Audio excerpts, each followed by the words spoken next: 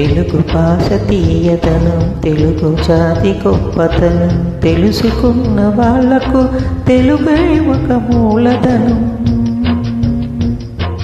తల్లి తండ్రి నేర్పినట్టి మాతృభాషరా, తెలుగు మరచిపోతే వాళ్ళ నీవు మరచినట్టుగా, ఇది మరువబోకురా.